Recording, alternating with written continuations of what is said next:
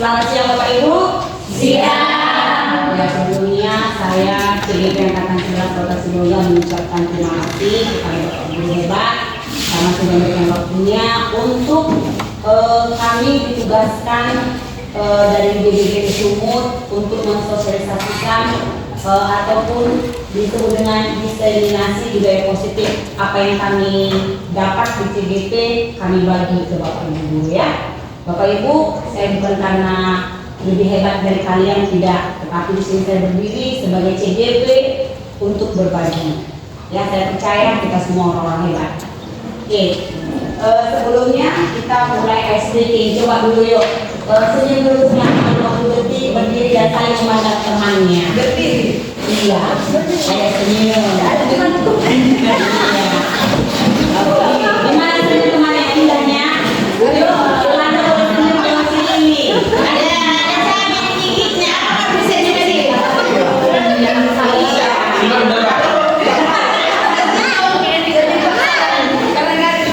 Oke, terima kasih Bapak Ibu sudah senyum. Jadi pada senyum? Sudah.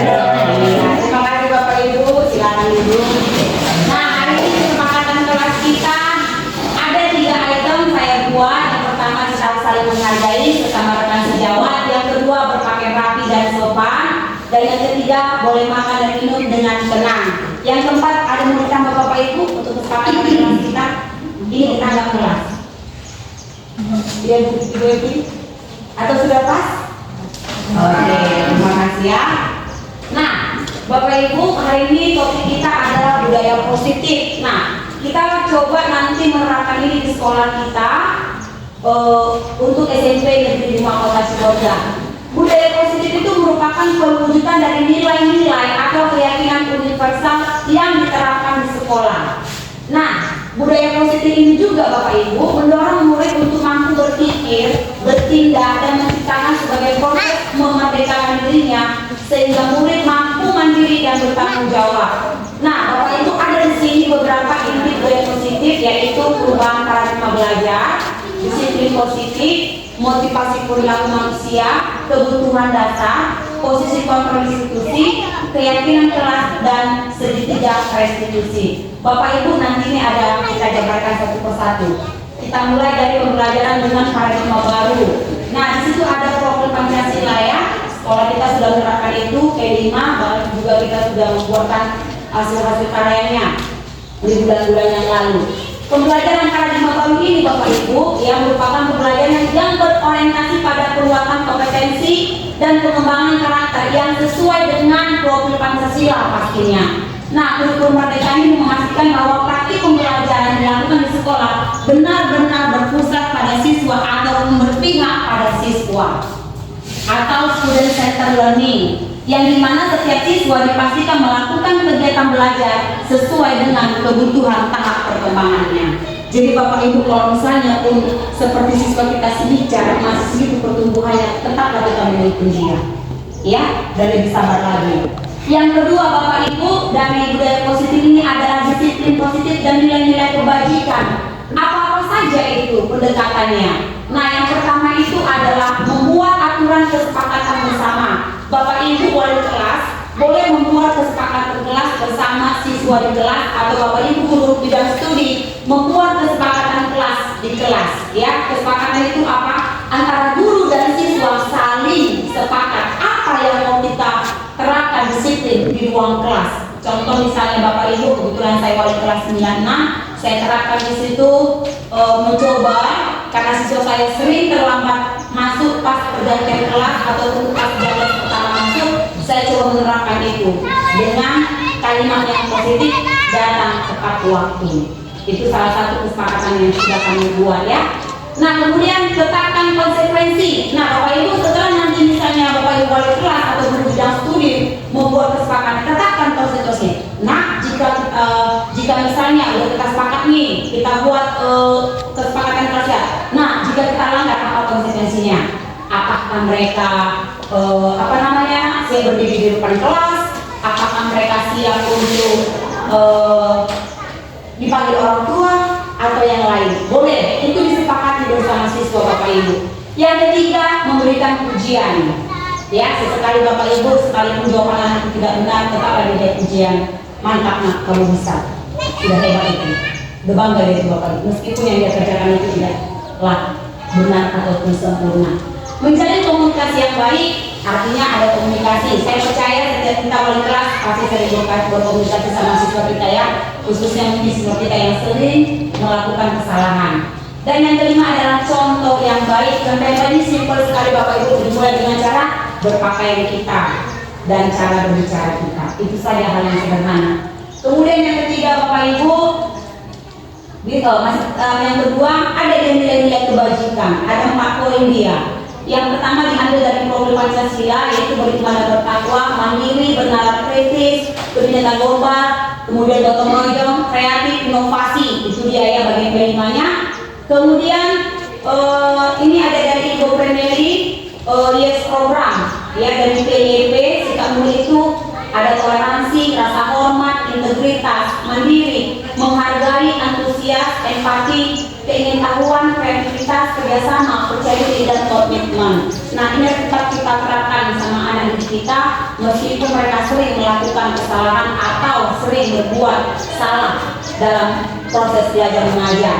Nah ada 9 karakternya Bapak Ibu. Yang pertama adalah cinta Tuhan. Ini sudah pasti ya Bapak Ibu, karena kita sebelum memulai pelajaran kita pasti mengajak anak-anak berdoa. Kemandirian dan tanggung jawab, jujur ataupun amanah, diplomatis, hormat dan santun, dermawan, suka menolong dan gotong royong. Ini sudah kita kerjakan ya. Percaya diri, kreatif dan bekerja keras, kepemimpinan, keadilan, baik, rendah hati, toleransi, kedamaian dan kesatuan. Inilah 9 pilar karakter yang ada pada disiplin positif dan nilai-nilai kebajikan yang universal. Dan yang keempat Bapak Ibu, keterampilan hidup.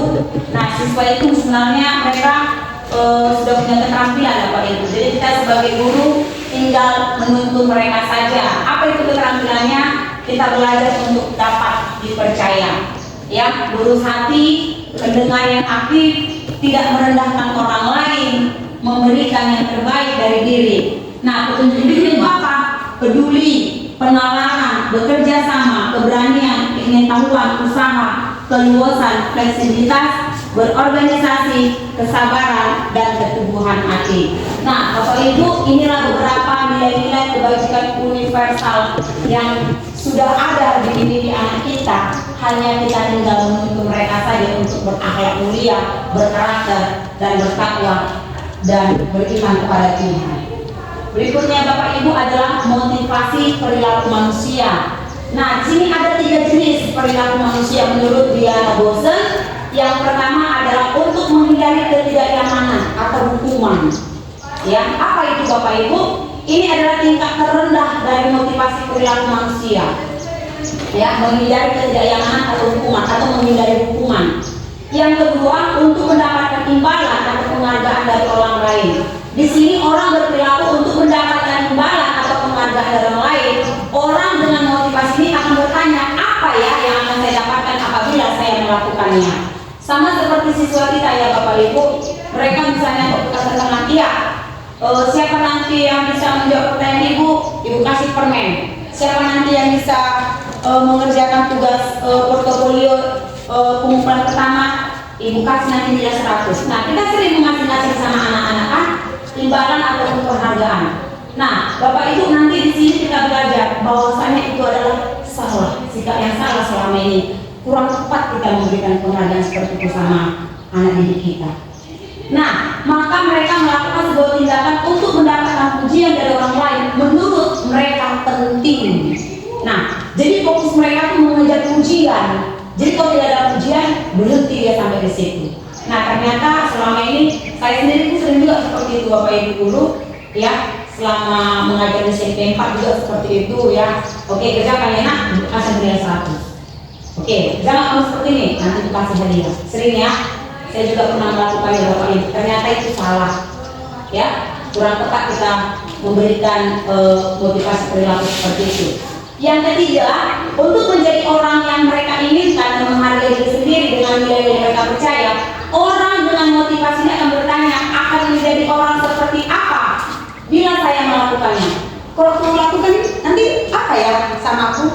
Aku lihat emangnya dia seperti apa? Terus kalau aku rajin belajar, emangnya aku lihat orang seperti apa? Nah, dia akan bertanya seperti itu. Mereka melakukan sesuatu karena nilai-nilai yang mereka yakini dan hargai, dan mereka melakukannya karena mereka ingin menjadi orang yang melakukan nilai-nilai yang mereka yakini tersebut. Ini adalah motivasi yang akan membuat seseorang memiliki disiplin positif karena motivasi perilakunya bersifat internal bagian dalam, bukan eksternal. Nah, kalau tadi Bapak Ibu kita berikan ini berarti itu adalah motivasi disiplinnya adalah dari eksternal. Tapi memang kalau dia dari internal, nah itu tadi motivasinya akan membuat seseorang memiliki disiplin positif tadi. Sudah dia mandiri, kemudian dia berinovasi, disiplin lagi, semuanya ada dalam diri siswa tersebut. Nah, di sini ada teori motivasi Bapak Ibu. Di sini saya bilang tadi ada hukuman, ada konsekuensi, ada restitusi. Ini screennya kita jalani ya Bapak Ibu ya, lumayan ya kan. Saya sendiri juga sudah pernah melakukannya dan yang saya buat itu adalah salah, tidak benar. Nah, hukuman bersifat tidak terencana atau tiba-tiba. Contohnya misalnya kita sudah masuk di kelas, tiba-tiba sesuatu dulu kita masuk 5 orang masih antri di luar. Nah, dengan spontan tetap berdiri di situ. Nah, itulah Bapak Ibu hukuman yang bersifat tidak terencana atau tiba-tiba. Murid tidak tahu apa yang akan terjadi dan tidak dilibatkan. Hukuman bersifat satu arah dari pihak guru yang memberikan, dan murid hanya menerima satu hukuman tanpa melalui suatu kesepakatan. Nah, dari sini Bapak Ibu dalam teori motivasi ini tidak ada kesepakatan, ya. Kemudian atau pengarahan dari pihak guru baik sebelum atau sesudahnya. Hukuman yang diberikan bisa berupa fisik maupun psikis. Murid atau anak disakiti oleh suatu perbuatan atau dengan kata-kata. Ternyata Bapak Ibu, kalau kita berbicara kasar sama anak itu adalah sebuah hukuman. Saya juga baru paham setelah dari sini. Ya, ternyata juga kita sebagai seorang guru harus kita bisa menguasai perkataan kita. Itu dari sakit kalau suatu perbuatan. Kalau perbuatan mungkin kita apa ya Bapak Ibu? Mungkin kita memegang garis kemudian perkataan anak gitu ya. Ternyata dengan kata-kata itu juga sebuah hukuman. Nah, selama ini kita nggak sadar ya, padahal sudah lakukan itu. Nah, teori motivasi yang kedua Bapak Ibu adalah konsekuensi. Nah, sudah terencana atau sudah disepakati, sudah dibahas, sudah disetujui oleh murid. Ini yang saya bilang tadi Bapak Ibu, kesepakatan kelas. Nah, seperti saya tadi kan Bapak Ibu, sebelum saya mulai kita ada SPP, ada kesepakatan kelas, ada 3 poin saya tulis, kemudian saya tanya kepada Bapak Ibu guru, ada mau ditambah, pas, kemudian kita lewat dan kita lanjut ke materi kita. Nah, konsekuensi ini Bapak Ibu umumnya bentuknya dibuat oleh pihak guru atau sekolah dan murid dan sudah mengetahuinya sebelumnya. Ya, konsekuensi yang akan diterima bila ada pelanggaran pada setiap konsumsi murid tetap dibuat tidak nyaman untuk jangka waktu pendek. Contohnya misalnya Bapak Ibu peraturan sekolah, siswa wajib menggunakan pakaian putih biru lengkap dengan topi dasi, atribut nama dan segala macam. Ya, nah itu sudah peraturan. Nah, kalau melanggar apa? Panggil orang tua, begitu ya. Ini konsekuensi. Nah, jadi Bapak Ibu sudah bisa nggak membedakan apa beda hukuman dengan konsekuensi? Sudah dapat? Kalau hukuman itu kan Bapak Ibu dia tidak terencana, dia secara tiba-tiba. Tapi kalau konsekuensi dia sudah kita rencanakan melalui apa? Kesepakatan kelas tadi. Nanti ada contoh kesepakatan kelas saya kasih tunjuk ya. Nah, kemudian teori motivasi yang ketiga adalah restitusi. Di sini proses menciptakan kondisi bagi murid untuk memperbaiki kesalahannya. Ini sangat bagus Bapak Ibu, saya sudah praktekkan. Nanti kita tonton sama-sama videonya, sehingga mereka bisa kembali pada kelompok mereka dengan karakter yang lebih strong, lebih kuat. Ya, ini masih pernyataan Gosen, Diana Gosen di bukunya tahun 2004. Dan restitusi ini juga merupakan proses kolaboratif yang mengajarkan murid untuk mencari solusi dari setiap masalah mereka. Ada solusi Bapak Ibu dari setiap masalah ini nanti setelah melakukan segitiga restitusi ini. Berpikir tentang orang seperti apa yang mereka inginkan dan bagaimana mereka harus memperlakukan orang lain. Ya, ini nanti restitusinya. Nah, Bapak Ibu, dari yang ini tadi, teori motivasi ada hukuman, ada konsekuensi, ada restitusi.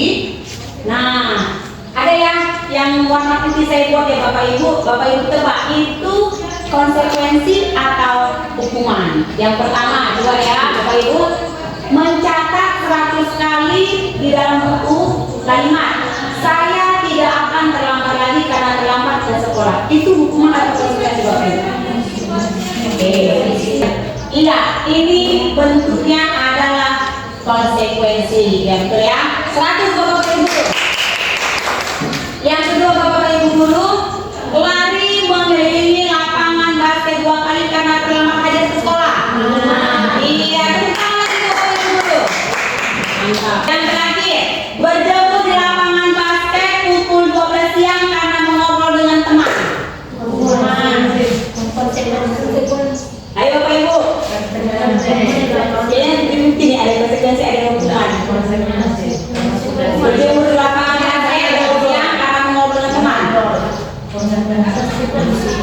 Berarti sudah dibuat kesepakatan kelas gitu. Ini hukuman tiba-tiba atau sudah direncana?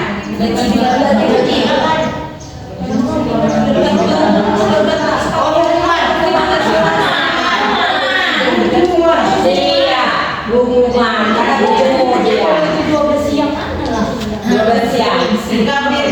Oke, jadi Bapak Ibu, Alpincon merupakan baik penghargaan maupun hukuman adalah cara-cara mengontrol perilaku seseorang yang menghancurkan ternyata potensi untuk pembelajaran sesungguhnya. Jadi Bapak Ibu, hukuman dan konsekuensi hukuman ini sebenarnya tidak bagus ya. Menurut Kon, secara ideal, tindakan belajar itu sendiri adalah penghargaan sesungguhnya. Tindakan berarti ada perbuatan ya Bapak Ibu. Oke, nah Kon juga selanjutnya mengumpulkan bahwa pernyataan dari pengamalan selama ini tentang tindakan memberikan penghargaan yang nilainya sama dengan menghukum seseorang. Nah itu dia Bapak Ibu ya. Nah ada di sini pengaruh jangka pendek dan jangka panjang. Apa itu Bapak Ibu? Penghargaan efektif jika kita menginginkan seseorang melakukan sesuatu yang kita inginkan dalam jangka waktu pendek. Jika kita menggunakan penghargaan lagi dan lagi, maka orang tersebut akan bergantung pada penghargaan yang diberikan serta kehilangan motivasi dari dalam diri. Benar ya? Kita saja pun sebagai guru, kalau terus-terusnya kepala sekolah, iya, Bu Berta, kerjakan ini ya, bimbing ini ya, nanti saya hargai ini. Kalau nggak dikasih kepala penghargaan, nggak mau saya kerjakan. Kalau dikasih saya kerjakan. Nah gitu. Kita harus sering melakukan ini Bapak Ibu ya. Nah, penghargaan tidak efektif. Yang bagaimana Bapak Ibu? Suatu penghargaan adalah suatu benda atau peristiwa diinginkan yang dibuat dengan persyaratan. Hanya jika Anda melakukan hal ini, maka Anda akan mendapatkan penghargaan yang diinginkan. Jika saya mengharapkan suatu penghargaan dan tidak mendapatkannya, maka saya akan kecewa dan berkecil hati serta kemungkinan lain kali saya tidak akan berusaha sekeras sebelumnya. Jika kita memberikan seseorang suatu penghargaan atau untuk melakukan sesuatu, maka kita harus terus-menerus memberikan penghargaan itu jika kita ingin orang tersebut meneruskan perilaku yang kita inginkan. Inilah tidak efektif Bapak Ibu yang selalu menjanjikan penghargaan. Jadi kita bekerja karena penghargaan, bukan karena dari internal tadi Bapak Ibu. Ya, internal tadi. Berikutnya, penghargaan merusak hubungan. Ini, ketika seorang diberi penghargaan atau dipuji di depan orang banyak, maka yang lain akan merasa iri. Itu sudah jelas ya Bapak Ibu. Dan sebagian dari mereka akan tidak menyukai orang yang diberikan penghargaan tersebut. Jika seorang guru sering memberikan penghargaan kepada muridnya, besar kemungkinan murid-muridnya termotivasi hanya untuk menyenangkan gurunya. Mereka tidak akan bersikap jujur kepada guru tersebut. Berarti si murid hanya menyenangkan guru, belum jujur. Kemudian penghargaan menciptakan persaingan di dalam kelas dan persaingan menciptakan kecemasan. Ya, jadi terjadi nanti Bapak Ibu yang namanya diskriminasi. Penghargaan atau menghukum. Penghargaan menghukum mereka yang tidak mendapat penghargaan, misalnya dalam sistem ranking. Mereka yang mendapatkan ranking kedua akan merasa paling dihukum. Memberikan penghargaan dan hukuman adalah hal yang sama karena keduanya mencoba mengendalikan perilaku seseorang. Karena orang pada dasarnya tidak suka dikendalikan. Dalam jangka waktu lama, penghargaan akan terlihat sebagai hukuman. Yang ketiga, jika suatu penghargaan diharapkan namun Anda tidak mendapatkannya, Anda akan merasa dihukum. Ini namanya Bapak Ibu terintimidasi oleh pikiran sendiri. Motivasi dari dalam diri atau intrinsik, ini yang positif ya Bapak Ibu. Saat seorang anak belajar untuk pertama kali menggabungkan huruf-huruf dan kata-kata, serta menyadari bahwa ia dapat membaca, timbul pijar di matanya dan sebuah senyuman wajahnya. Anak tersebut begitu gembira bahwa ia telah mempelajari dan menguasai suatu keterampilan baru. Kesadaran dan kemampuannya bahwa ia sudah dapat membaca sesungguhnya sudah merupakan sebuah penghargaan. Jika kita memberikan penghargaan kepada orang, kepada seorang anak, pada saat dia sedang merasa bangga dengan pencapaian sendiri, maka kita akan mengambil kegembiraan yang saat itu sedang dirasakan secara alamiah. Nah, Bapak Ibu, ini biasanya siswa yang kita jumpai yang memiliki minat belajar ya. Kita kasih mereka latihan dari apa yang sudah kita jelaskan dengan tulis, kemudian dia secara mandiri mengerjakan tugas itu, dan dia dia senang dan bangga, ibu saya sudah mengerjakannya, dan inilah hasil pekerjaan saya. Kemudian kita nilai dan dia mendapatkan nilai bagus. Nah, dia sudah merupakan motivasi dalam dirinya. Dia menyelesaikan itu bukan karena penghargaan, bukan karena pujian dari seorang guru, tapi karena tanggung jawab dia sebagai siswa wajib belajar dan mengerjakan tugas-tugasnya. Kita next Bapak Ibu, yang keempat adalah kebutuhan dasar. Nah Bapak Ibu, kebutuhan dasar manusia itu ada 5. Yang pertama adalah bertahan hidup atau survival. Nah kebutuhan ini Bapak Ibu bersifat fisiologis untuk bertahan hidup, misalnya kesehatan, rumah, dan makanan. Nah yang kedua Bapak Ibu, kasih sayang dan rasa diterima, love atau belonging. Nah kebutuhan ini disayang dan diterima memiliki kebutuhan akan hubungan koneksi sosial, kebutuhan untuk menerima kasih sayang, dan kebutuhan untuk merasa menjadi bagian dari satu kelompok. Nah Bapak Ibu, ini sering kita lihat di kelas saya Bapak Ibu, ternyata seperti si bicara itu kan Bapak Ibu, itu pengen disayang sama ibu.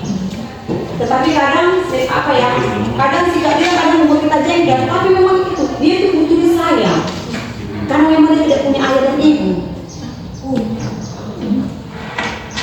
Ada mamanya. Ada mamanya. Oh, banyak ada mamanya, tapi dia sama tulangnya, tangannya. Tapi dia tidak mendapatkan itu dari sejak kecil. Dia memang butuh perhatian dari kita. Tapi kita nggak tahan melihat perhatian dia kan, berlebihan sampai naik emosi kita kan. Nah, kita coba nanti ya. Inilah kebutuhan dasar guru kita, kasih sayang dan rasa diterima. Dia pengen diterima, pengen disayang. Nah, kebebasan atau freedom. Nah, anak-anak dengan kebutuhan kebebasan tinggi memberikan pilihan. Mereka perlu banyak bergerak, suka mencoba-coba, tidak terlalu terpengaruh orang lain, dan senang mencoba hal baru dan menarik. Nah, ini biasanya di pelajaran IPA ini ya kan, kalau ada praktek apa IPA ya kan, Bu, aku coba ini biasa, siapa tahu aku menjadi. Iya nak, terakhir banyak hancur loh soal kata kita itu kan marah-marah lah dulunya, iya kan? Tapi ada satu guru kan dia nggak apa-apa, nak dia lah hancur nanti terus membuat experience yang hancur di situ, iya kan? Sedangkan siapa dia atau Mas Alfa itu sudah ikut sampai ribuan kali dia membuat percobaan, dan hari kita nikmati lampu sebagai penerang dunia.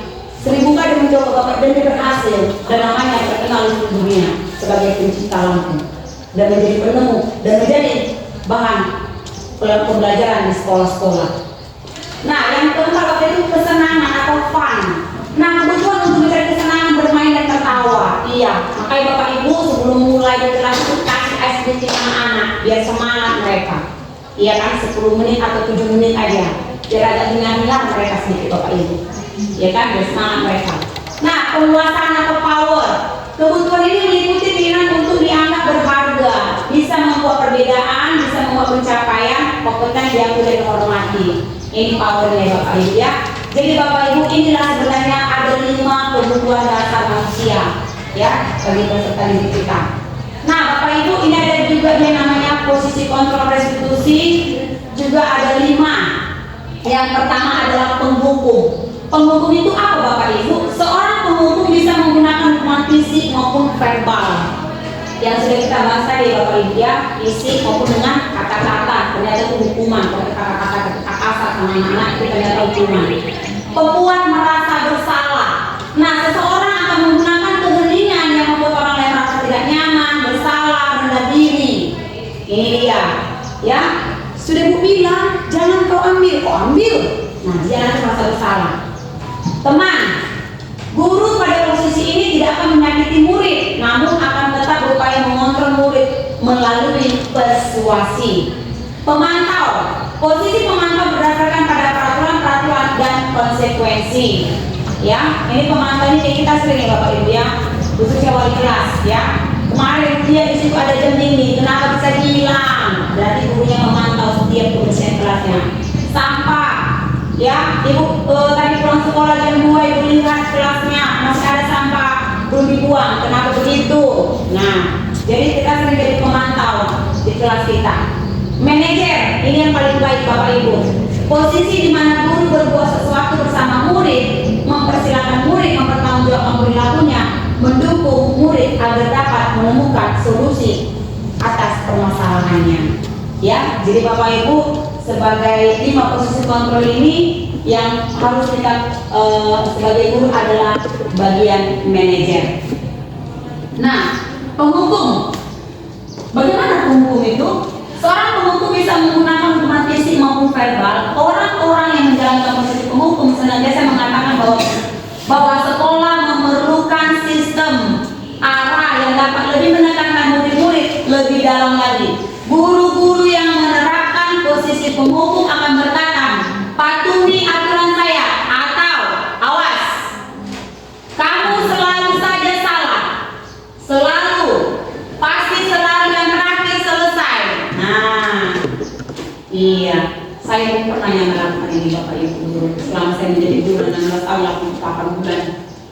Nah, guru seperti ini senantiasa percaya bahwa ada satu cara agar pembelajaran bisa berhasil, yaitu caranya dia penghukum, nada suara tinggi, bahasa tubuh, mata melotot, jari-jari menunjuk-nunjuk, menghati, terlambat lagi, pasti terlambat lagi, selalu datang terlambat, kapan bisa datang tepat waktu. Nah, ini kata-kata sebagai penghukum. Ya, tanyakan kepada diri Anda, bagaimana perasaan murid bila guru berbicara seperti itu pada saat murid datang terlambat? Hasilnya Bapak Ibu, kemungkinan murid marah dan mendendam atau bersifat agresif.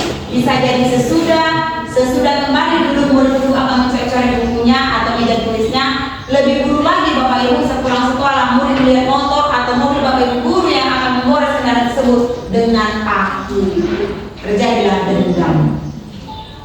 Berikutnya Bapak Ibu, pembuat merasa bersalah. Bagaimana ini?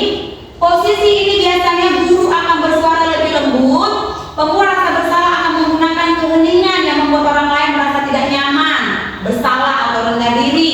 Kata-kata yang keluar dengan lembut akan seperti, ibu sangat kecewa sekali dengan kamu. Berapa kali Bapak harus bilang, memberitahu kamu ya? Gimana coba kalau orang tua kamu tahu kamu berbuat begini? Di posisi ini murid akan memiliki penilaian diri yang buruk tentang dirinya. Nah, merasa bersalah deh Bapak Ibu kok dia bilang. Berapa kali nenek aku bilang, merasa bersalah deh Bapak Ibu. Kok dia bilang anak gitu. Pembuat merasa bersalah, nada suara memelas, halus, sedih, bahasa tubuh merapat pada anak yang lesu. Adik, kamu ini bagaimananya? Kamu sudah berjanji dengan ibu tidak akan terlambat lagi. Kamu kenapa ya senang sekali mengecewakan ibu? Ibu benar-benar kecewa sekali sama kamu. Bagaimana perasaan murid bila ditegur seperti ini? Ini hasilnya Bapak Ibu. Murid akan merasa bersalah telah mengecewakan ibu atau bapak gurunya. Murid akan merasa menjadi orang yang gagal dan tidak sanggup membahagiakan orang lain. Kadang-kala sikap seperti ini lebih berbahaya dari sikap penghukum. Ya, kalau tadi penghukum Bapak Ibu guru dendam dia ya. Kemudian kalau pembuat merasa bersalah ini karena emosi akan tertanam rapat dalam diri murid, menahan perasaan. Ya, tertahan dia Bapak Ibu. Tidak seperti murid dengan yang guru menghukum, di mana murid bisa menumpahkan amarahnya walaupun dengan cara yang negatif.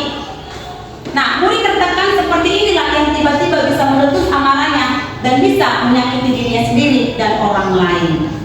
Ya, mungkin kita sudah bisa melihat selama ini Bapak Ibu ya, yang sudah lama jadi guru mungkin sudah menemukan kasus ini. Nah, posisi kontrol yang ketiga Bapak Ibu, teman. Guru pada posisi ini tidak akan menyakiti murid, namun akan tetap berupaya mengontrol murid melalui persuasi. Posisi teman dan guru bisa negatif ataupun positif. Positif di sini berupa hubungan baik dan terjalin antara guru dan murid.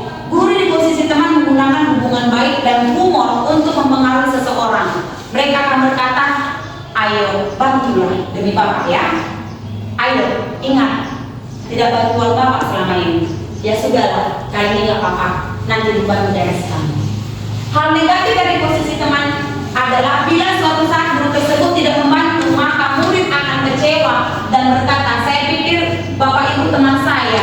Murid merasa dikecewakan, tidak mau lagi berusaha. Hal yang mungkin timbul dalam murid hanya akan bertindak untuk guru tertentu dan tidak untuk guru lainnya. Murid akan tergantung pada guru tersebut. Jadi Bapak Ibu, kalau posisi kita sebagai teman, maka murid akan bergantung kepada kita.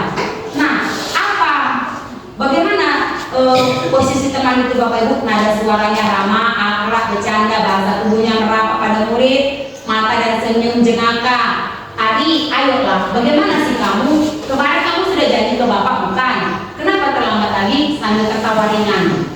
Ya sudah, tidak apa-apa, duduklah sana. Nanti Pak Guru bantu kamu ini sambil senyum-senyum. Nah, Bapak Ibu, jika kita melakukan posisi kontrol sebagai teman, maka hasilnya adalah murid akan merasa senang dan akrab dengan guru. Ini termasuk dampak yang positif. Hanya saja di sisi negatif, murid menjadi ketergantungan terhadap guru. Itu dia ya. Nah, berikutnya Bapak Ibu sebagai pemantau. Guru di sini sebagai pemantau berarti mengawasi. Pada saat kita mengawasi, kita bertanggung jawab atas perilaku orang-orang yang kita awasi. Posisi memantau itu berdasarkan peraturan-peraturan dan konsekuensi. Dengan menggunakan sanksi atau konsekuensi, kita dapat memisahkan hubungan pribadi kita dengan murid sebagai seorang yang menjalankan posisi pemantau. Pertanyaan yang diajukan bisa seperti ini Bapak Ibu. Peraturan apa? Apa yang telah kamu lakukan? Sanksi apa? Konsekuensi apa? Nah, seorang pemantau sangat mengandalkan perhitungan, catatan, data yang dapat digunakan sebagai bukti. Ini biasanya guru BK ya Bapak Ibu ya, menurut segala setiap permasalahan anak-anak. Nah Bapak Ibu, bagaimana perasaan murid jika diperlakukan sebagai pemantau? Hasilnya adalah murid memahami konsekuensi yang harus dijalankan karena telah melanggar salah satu peraturan sekolah. Guru tidak menunjukkan suatu emosi yang berlebihan dalam posisi pemantau, menjadi marah atau membuat merasa bersalah. Murid tetap dibuat tidak nyaman, yaitu dengan harus tinggal kelas pada waktu jam istirahat dan mengerjakan tugas. Guru tetap harus memantau murid pada saat mengerjakan tugas di jam istirahat karena murid tidak bisa ditinggal seorang diri. Inilah posisi guru sebagai pemantau. Nah, yang terakhir Bapak Ibu, posisi guru sebagai manajer. Ini yang harus dimiliki setiap kita Bapak Ibu ya. Nah, posisi terakhir manajer adalah posisi di mana guru berbuat sesuatu bersama dengan murid, mempersilahkan murid mempertanggungjawabkan perilaku, mendukung murid agar dapat menemukan solusi dari setiap masalahnya. Nah, seorang manajer telah memiliki keterampilan posisi teman maupun pemantau. Dengan demikian, bisa di waktu-waktu tertentu kembali ke dua posisi tersebut bila diperlukan. Nah, Bapak Ibu, ada pertanyaan-pertanyaan yang kita ajukan sebagai posisi manajer guru di sini adalah apa yang kita yakini? Nah, Bapak Ibu, sesuai dengan kesepakatan kelas tadi ya, apa kamu meyakininya? Jika kamu meyakininya, apakah kamu bersedia memperbaikinya? Jika kamu memperbaiki ini, hal ini menunjukkan apa tentang dirinya? Kemudian apa rencana kamu untuk memperbaiki ke depan? Nah, mungkin pertanyaan Bapak Ibu bisa membantu siswa untuk memperbaiki kesalahannya. Maka Bapak Ibu, perasaan murid diperlakukan seperti ini adalah posisi manajer. Maka suara guru sebanyak tulus, tidak perlu marah, tidak perlu meninggikan suara, apalagi menunjuk-nunjuk ke jari murid, berkocak pinggang atau bersikap seolah-olah menyesal tanpa sedih sekali akan perbuatan murid atau bersenda gurau menempatkan diri sebagai teman. Fokus pada murid bukan untuk membahagiakan guru atau orang tua. Murid sudah mengetahui adanya suatu masalah dan sesuatu perlu terjadi. Bila anak mengambil posisi pemantau, guru akan bisa melihat apa konsekuensinya, apa peraturannya. Nanti pada posisi manajer, guru akan mengembalikan tanggung jawab pada murid untuk mencari jalan keluar ataupun permasalahannya dengan tentunya bimbingan dari kita sebagai guru. Inilah posisi yang harus kita pilih sebagai guru Bapak Ibu, yaitu posisi manajer. Nah Bapak Ibu, ini adalah poin yang keenam yaitu keyakinan kelas. Bapak Ibu, keyakinan kelas ini adalah seperangkat nilai dan prinsip yang disepakati bersama oleh guru dan siswa untuk memadukan perilaku dan interaksi di dalam kelas. Prosedurnya apa? Yaitu semua anggota kelas mengutarakan pendapat. Bapak Ibu, ini sudah saya praktekkan di kelas saya. Kebetulan saya wali kelas, saya mencoba di kelas saya Bapak Ibu. Nah, di sini Bapak Ibu kita kasih misalnya stick note sama siswa. Nah, tulis apa kesepakatan kelas kita. Kemudian mereka menulis Bapak Ibu, kemudian saya kasih di sini kertas dan mereka mulai menempelnya dan dibacakan satu-satu, ditulis, kemudian mulai kami yang sama kesepakatannya kelas Bapak Ibu tidak kami buat. Oh ini sama ya nak? Katanya di sini makan dan minum di jam istirahat. Ya, Bapak Ibu membuat kesepakatan kelas tidak boleh menggunakan kalimat negatif. Contoh misalnya tidak boleh terlambat, salah. Tetapi bahasa yang tepat adalah datang tepat waktu. Tidak boleh makan di kelas, tidak boleh Bapak Ibu kita membuat kalimat negatif, tidak boleh ada kata tidak. Tapi makan dan minum di jam istirahat, begitu bahasanya. Ya, untuk melakukan kesepakatan kelas. Nah, contoh kalimat negatif ada di sini Bapak Ibu, jangan membuang sampah sembarangan. Kalimat positifnya, buanglah sampah pada tempatnya. Nah, begitu dia kita gerakan sama anak-anak. Ajak murid untuk menemukan nilai kebajikan dan keyakinan yang ditiru dari peraturan tersebut. Contohnya, dengarkan guru, datang tepat waktu berada di bawah satu payung, yaitu keyakinan untuk saling menghormati atau nilai-nilai kebajikan. Keyakinan inilah yang dimaksud dalam daftar untuk disepakati. Jadi Bapak Ibu nanti tercipta nanti kesepakatan itu mungkin ada sekitar 5 atau 7 poin kesepakatan kelas. Itu dari mana? Dari siswa dan guru. Ada kolaborasi. Jadi murid merasa dihargai, merasa pendapatnya juga kita tanggapi, jadi mereka lebih nyaman di situ. Nah, tinggal ulang keyakinan kelas secara bersama-sama. Setelah keyakinan kelas dibuat, maka semua warga kelas dipersilakan meninjau ulang dan menyetujuinya dengan menandatangani keyakinan kelas tersebut, termasuk guru dan semua murid. Nah, Bapak Ibu guru boleh ya. Jadi nanti sneak note itu kan Bapak Ibu guru sudah tempel-tempel kita tuliskan ya 1, 2, 3 terdapat mungkin 7 item kesepakatan, datang tepat waktu, makan dan minum di jam istirahat, ya kan, saling menghormati, tidak berbicara yang sopan santun, menerapkan 5S, ya kan, senyum sapa. Kemudian kan Bapak Ibu di situ, biar anak-anak lebih semangat, pencet dia. Oke, kasih stempelnya, kasih stempel atau tanda tangan atau parah. Begitu dia ya Bapak Ibu ya. Nah, keyakinan kelas bisa ditempel di dinding. Di kelas kita banyak ya Bapak Ibu, saya lihat Bapak tulis seperti ini. Iya, saya masuk di beberapa kelas, semua Bapak tulis ini. Jadi Bapak tulis ini saya gunakan untuk tempat menempel kesepakatan kelas anak-anak. Jadi bermanfaat ya Bapak Ibu. Nah, ini dia Bapak Ibu yang sudah saya kerjakan di kelas 96. Ya, itu saya buat tempat di kelas dan mereka menempel. Memang mereka bahagia sekali, mau yang bilang materinya kan. Begitu, cuman kadang kita nggak bisa seperti itu terus ya kan, sama siswa kan. Beda materi, beda konsep kita. Nah, saya kasih mereka kesempatan untuk apa yang hatinya ini, apa kira-kira. Kan mereka yang buat peraturan mereka juga. Nanti yang melanggar konsekuensi kita bikin. Nah, ini ya Bapak Ibu guru. Kemudian ini ada namanya segitiga restitusi. Nah, segitiga restitusi ini Bapak Ibu ada namanya, yang pertama adalah menstabilitaskan identitas, yang kedua validasi tindakan yang salah, dan yang ketiga menanyakan keyakinan kelas. Makanya bentuk segitiga Bapak Ibu. Yang pertama menstabilkan identitas, kemudian dia validasi tindakan yang salah, kemudian menanyakan keyakinan kelas. Inilah segitiga restitusi yang akan kita kerjakan di kelas kita masing-masing. Nah, Bapak Ibu kemarin saya pakai ruang BP karena kalau saya pakai kantor tulis sama ruang kelas terlalu berisik. Ini pun masih terdengar juga suara-suara dari luar. Ini saya mencoba mengapakan siapa ya, si Putra ya, kasus si Putra ini Bapak Ibu guru, dia sering tidak membawa buku. Nanti saya coba putarkannya, hanya gambar saya screenshot, saya tempel Bapak Ibu. Saya coba menerapkan segitiga restitusi. Ini juga siapa, si Iman ya. Nah, Bapak Ibu sedikit saya putarkan supaya menjadi apa ya, karena Bapak Ibu apa yang kami dapatkan di CGP itulah yang kami sampaikan kepada Bapak Ibu Guru supaya kita sama-sama bisa menerapkan disiplin positif di sekolah kita. Oke. Ya Bapak Ibu, boleh ya. Memang nggak semua siswa bisa berbeda.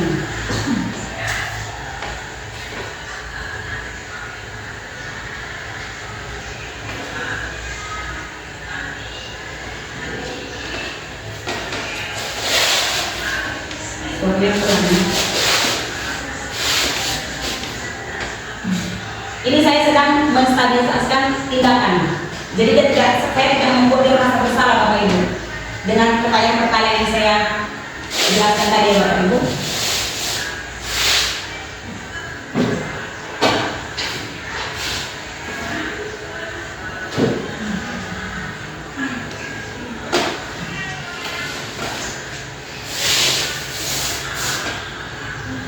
Katanya kalau apa alasannya itu?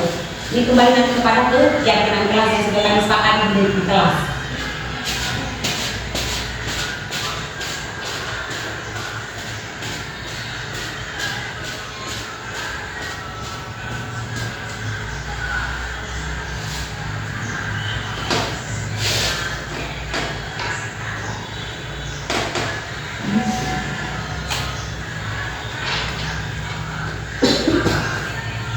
Ini saya Bapak Ibu memvalidasi tindakan, menanyakan kembali kesepakatan kelas yang sudah kami buat.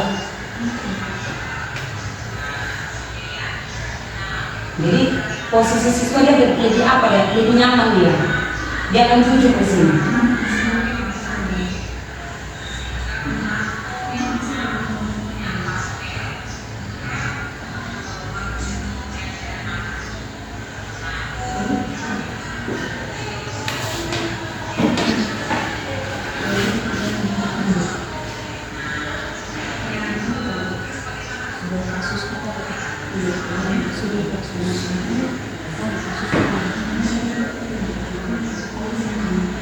Nah, di sini Bapak Ibu kita tanyakan bagaimana nanti kamu nak memperbaiki kesalahan, dia sendiri yang menjawab.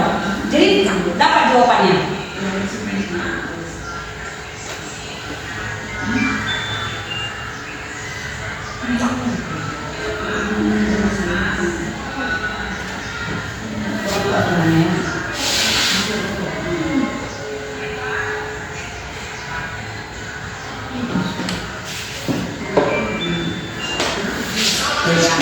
Nah, Bapak Ibu, jadi tindakan saya di sini adalah posisi saya sebagai manajer. Ya, ada dua kasus saya angkat kemarin Bapak Ibu, dan ini juga sudah saya kumpulkan sebagai tugas saya di CGP. Ada refleksi, ini refleksinya saya ini kasus kedua, ini refleksi Bapak Ibu. Nah, ini refleksi.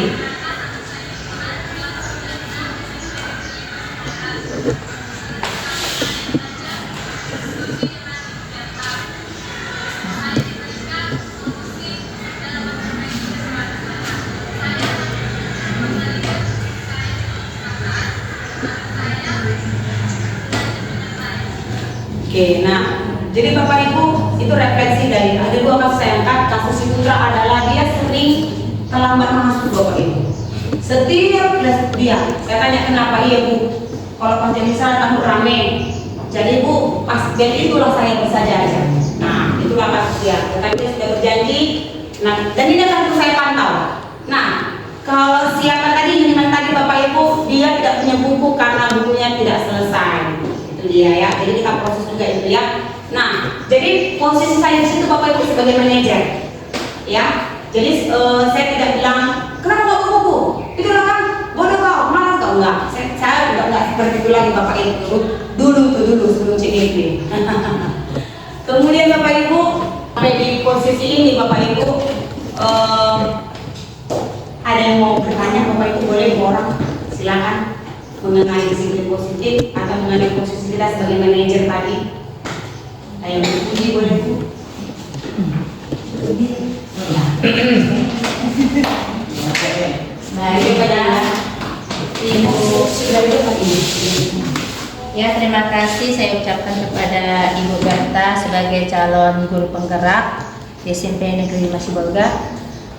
Saya sebagai peserta ingin bertanya ataupun memberikan suatu tindakan atau tanggapan kepada saya supaya saya bisa menghadapi ketika ada kasus seperti itu. Tadi ini kasus kepada anak saya kelas 93, padahal saya masuk di 94, tapi saya mau saya sampaikan kepada 93 bahwa teman kita yang bernama si A libur karena sakit. Nah, ketika saya menyampaikan itu, ada anak namanya Lestari, dia mengutarakan kepada saya, "Ibu, saya diganggu. Saya sering diganggu dengan si Bentima." Nah, saya kemarin dilempar bola, tadi dilempar kertas. Siap itu si Bentima tiba-tiba diambilnya buku si Lestari. Siap diambilnya buku Lestari, disobekkannya di depan saya. Tapi saya masih memandang, kok tiba-tiba nangis seperti ini. Kemudian si Lestari menangis karena bukunya sobek, pas bukunya itu buku latihan. Kemudian, nah, datang si Bentima ini, terlalu apa kali dia Bu sama saya, kayak keras sekali dia cara mengejeknya sama saya. Jadi terpaksa saya sobekkan. Udah begitu Bu, buku saya pun disobek. Nah, jadi saya sobek bukunya. Jadi saya dekati. Nah, mari Lestari sini, Bentima sini. Baik Bu, katanya. Saya dekati apa masalahnya. Supaya kemarin memang sudah ada masalah. Nah, tiba-tiba si Andika, Bu, saya mengaku salah. Kenapa itu? Saya tadi yang melempar kertas sama si Lestari. Jadi berburuk sangka Lestari kepada si Bentima bahwa si Bentima yang melempar. Nah, ketika itu tapi si Lestari tidak mau menerima maaf si Bentima. Dia mau diganti bukunya yang sobek tadi. Diganti dan dituliskan semua yang disobek itu, baik dia latihan maupun catatan, karena ada 2 bukunya yang disobek. Nah, saya ambil tadi keputusan, bagaimana Bentima, sanggupkah engkau mengganti bukunya? Karena si Bentima mungkin merasa bersalah juga karena bukunya 2 yang disobek, sedangkan buku si Lestari hanya 1. Nah, kemudian si Bentima, baiklah Bu, akan saya ganti. Nah, jadi si Lestari ini bersikeras juga, semua itu harus diganti semua. Iya siap Bu, saya ganti. Tapi kalau yang 1 bisa dilem pakai lakban, nah saya usulkan bagaimana kalau dilem saja sama Lestari, nak, supaya jangan berat sama si Bentima, karena sama-sama kan sobek ya bukunya, buku dia kamu sobek. Nah, tiba-tiba bukumu disobek. Siap itu si Lestari seperti tidak puas. Nah, jadi seperti tidak puas, kadang si Bentima, baiklah Bu, biarlah kita ganti semua, katanya.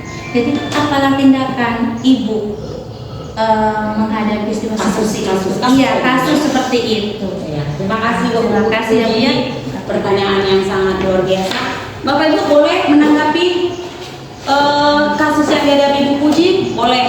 Di sini tidak ada benar atau salah. Ibu Yolanda boleh? Bagaimana kasus yang dihadapi Ibu Puji? Bagaimana apa posisi kita sebagai guru tadi? Ada dari manajer, ada pemantau, ada dari apa tadi ya? Teman, posisi manajer. Ya. Sebenarnya yang sudah dilakukan Ibu Puji itu apa ya? Sudah sebagai posisi manajer. Karena Ibu Puji dia menghadapinya tidak secara emosional, ya kan? Karena dalam kasus Ibu Puji ini sudah ada banyak siswa yang apa namanya Bapak Ibu? Yang sudah terlibat, bukan hanya 1-2 orang, tapi sudah ada 3 bahkan 4 orang yang terlibat dalam masalah ini kan? Dan ini juga masalahnya sepertinya sudah ada kian. Belum masalah yang baru ditimbulkan pada saat pelajaran Ibu Puji, ya kan? Bapak Ibu dulu ada yang menanggapinya? Boleh? Silakan Ibu Rika.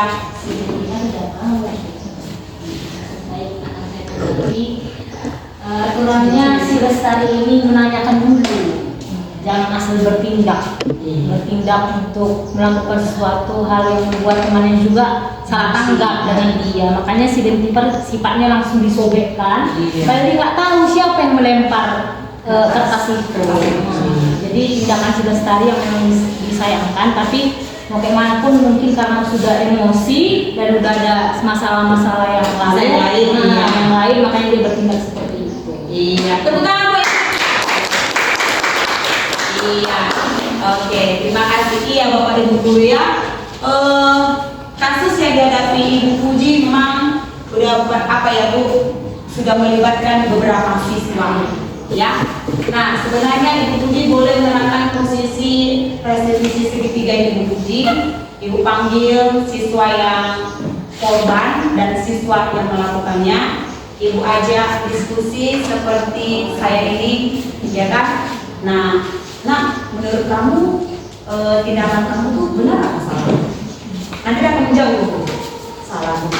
Nah, kalau salah, kira-kira bagaimana kamu cara memperbaikinya? Nanti dia kasih jawaban itu. Iya ya Bu, dan kali saya tidak mau terlalu termakan emosi karena saya emosi Bu, karena juga kemarin dia sudah menjadi saya. Kan dia sudah ada bekas sekian ya Bu ya. Nah itu kan dia ungkapkan itu. Nah ketika nanti melakukan restitusi segitiga itu kan Bu, Ibu sebagai coach di situ.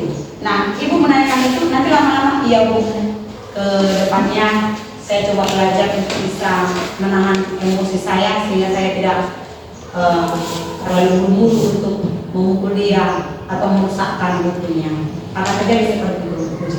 Nah, Bapak Ibu yang dilakukan Ibu Puji sebenarnya sudah sebagai manajer ya, karena di situ Ibu Puji di antara banyak siswa yang mengalami masalah, dia tidak cepat-cepat menjudge, menghakimi atau memarahi atau membuli siswa yang melakukan tindakan kejahatan tadi. Ada lagi Bapak Ibu guru? Atau ada nggak Bapak Ibu guru yang mengalami kasus di kelas? Boleh kita sharingkan. Satu orang lagi ya, silakan Bu Yolanda. Baiklah, terima kasih. Saya ingin sedikit memberikan permasalahan yang mungkin sering terjadi di dalam kelas-kelas yang pertama yang saya masukin. Masih banyak anak-anak murid kita yang masih kurang membudayakan seperti yang tadi materi yang disampaikan adalah budaya positif. Nah, masih banyak dari murid-murid kita belum yang mengindahkan seperti apa budaya positif itu. Tidak usah jauh-jauh dari bahasa yang anak murid yang sering kita dengar adalah Bu, dia sering menyebut nama orang tua saya Bu. Iya. Nah, dia sering mengucapkan kata-kata yang kasar. Walaupun terkadang kita sebagai guru masih berada di dalam kelas itu, dia mau terkadang spontanitas menyebutkan kata-kata yang kasar itu. Iya. Nah, kita sebagai posisinya sebagai seorang guru, kita sudah menyampaikan, nak, gunakan bahasa yang baik dari sopan santun. Tapi tidak ada keindahan yang diindahkan oleh murid-murid kita tersebut. Seperti yang tadi digunakan kalau kita memberikan hukuman atau apa tadi Bu? Penghargaan atau kepada mereka. Bagaimana cara baiknya kita berikan kepada mereka agar mereka lebih mengindahkan gitu perkataan kita. Kalau setelah yang tadi kan kita kan udah belajar kan, kalau hukuman yang kita berikan kepada mereka itu adalah sebuah perbuatan yang salah sebenarnya, tidak boleh. Jadi saya ingin bagaimana biar kita sharing-sharing juga kan, bagaimana agar kedepannya cara apa yang perlu kita lakukan kepada murid kita ini gitu Bu, selain hukuman yang kita berikan kepada mereka. Iya. Itu dari saya. Terima kasih Bu Yolanda. Bapak Ibu yang di sini boleh menanggapi yang dibilang Bu Yolanda? Boleh? Ibu. Oke, silakan Pak Eris. Shoot ya Ina. Memang sudah sering terjadi kasus di SMP Negeri Limen seperti Yang dalam Bu Yolanda. bilang Ibu Lenda tadi, Pak, lihat lagi disiplin nomor tuaku, katanya gitu kan. Terkadang ada pula siswa yang saya jumpai, mereka menyuruh siswa bukan, entah apa ditulisnya, terus dilempar sama kawannya. Terus saya lihat, saya panggil dia kan, sini kamu, kenapa? Apa yang kamu lempar? Saya baca, ternyata kata-katanya apa? Yang tidak sepatutnya diucapkan, yang tidak sesuai dengan apa gitu, kata-kata mutiara lah contohnya gitu. Nah, bahasa-bahasa mutiaranya. Jadi pengalaman saya untuk menghadapi siswa seperti itu, saya berdiskusi di meja saya dulu pertama. Kenapa anak kamu buat seperti ini? Iya Pak, ini dibilangin nama bapakku. Terus ku lempar dia pakai kertas. Buatlah kata-kata yang tidak pantas. kenapa kamu apa? Terus saya panggil lagi yang menyebut nama orang tuanya. Jadi 2 orang itu ke depan kan, 2 orang itu. Terus kenapa kamu sebut nama bapaknya? Dia yang tadi waktu istirahat tadi dipukulnya aku, katanya gitu. Jadi orang itu kan siswa ini ada istilahnya saling mereka dendam gitu kan. Tapi kita sebagai guru, posisi kita di situ sebagai manajer. Sebagai manajer intinya pengalaman saya kemarin saya berdiskusi, ini pendidikan terakhir, jangan kamu ulangi lagi. Sebab kamu ulangi, kamu bawa saya akan saya bawa ke BP. Konsekuensinya saya panggil orang tuamu untuk menanyakan bagaimana kamu begitu. Itu dari semenjak itulah saya memberikan peringatan terakhir. Jadi mereka berdamai. Jadi saya mendamaikan mereka di depan mata saya. Kamu minta maaf. Gitu. Oke, terima kasih. Terima kasih buat Pak Edi buat tanggapannya. Sebenarnya Bapak Ibu posisi yang dilakukan Pak Edi itu sudah sebagai manajer ya. Kenapa? Karena dia sudah memanggil kedua siswa yang bermasalah yang tidak dilihat oleh teman-temannya. Ya Bapak Ibu, yang tidak dilihat teman-temannya, sehingga nanti yang 2 orang ini dia tidak merasa malu ya, karena hanya guru dengan dia. Nah, jalannya sudah terjadi kira-kira ya. Nah, coba Bapak Ibu, mudah-mudahan ya Bapak Ibu boleh diterapkan. Coba dimulai dengan membuat kesepakatan kelas. Ya, mungkin Bapak Ibu dengan melakukan keyakinan kelas, Bapak Ibu coba buat item-item, peraturan-peraturan, dan Bapak Ibu coba itu berikan mereka kebebasan berpendapat. Nah, kalau misalnya ada kasus tadi berbicara sopan, santun terhadap guru dan sesama. Nah, Ibu yang Anda dapat di situ ternyata ditemukan di kelasnya itu siswa tidak berbicara yang sopan, berbicara yang kotor. Nah, Ibu Yolanda coba menerapkan segitiga restitusi. Ajak dia ngobrol, kemudian tanyakan, ingat nggak nak kesepakatan kelas sudah dengan dia? Terus apa tindakan kami setelah melakukannya? Dia akan menemukan itu Ibu Yolanda. Ya, jadi Bu Yolanda coba menerapkan segitiga restitusinya, dan Bapak Ibu guru dan wali kelas dicobalah untuk membuat kesepakatan kelas buat murid kita. Bapak Ibu guru, saya di CGP sebenarnya gimana ya? Semakin banyaknya modul, tidak semua bisa kami cakup. Ya Bapak Ibu guru, tetapi apa yang melekat, apa yang ada saya buat dan saya kerjakan. Mencoba Bapak Ibu untuk membuat kesepakatan kelas di kelas, kemudian melakukan 5 positif sebagai manajer. Kita melakukan, coba Bapak Ibu guru, kita mulai dari kelas kita sendiri. Seperti saya Bapak Ibu guru, saya mulai dari kelas saya. Nanti kalau saya lihat kelas saya sudah ada mengalami perubahan, Bapak Ibu guru, saya masuk nanti ke setiap kelas-kelas yang saya masuki, saya coba membuat kesepakatan kelas di setiap kelas-kelas yang saya masuki. Jadi saya mulai dengan kelas saya Bapak Ibu guru, mudah-mudahan nanti makanya saya sama murid saya, kalau nanti misalnya Ibu dengar dari Ibu Bapak Ibu dan studi ada laporan kelas 96 seperti ini yang tidak sesuai dengan kesepakatan kelas kita, akan Ibu panggil. Tapi untuk saya itu Bapak Ibu melakukan Bapak Ibu melakukan tidak restitusi tadi. Itu akan saya kerjakan Bapak Ibu, tidak yang lain-lain. Ya Bapak Ibu mungkin agak sedikit berat buat kita ya, tetapi kita coba. Jadi apa yang kami dapat di CGP hari ini saya berbagi buat Bapak Ibu guru, semoga berguna dan bermanfaat. Sebelumnya saya ucapkan terima kasih buat kepala sekolah yang sudah memberikan kesempatan bagi saya bersama dengan teman-teman yang sejawat. Untuk itu saya mohon dari kepala untuk memberikan umpan balik kepada kami. Terima kasih.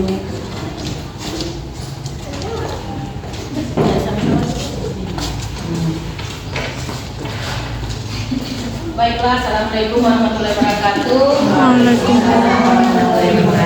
Selamat siang Bapak Ibu semuanya.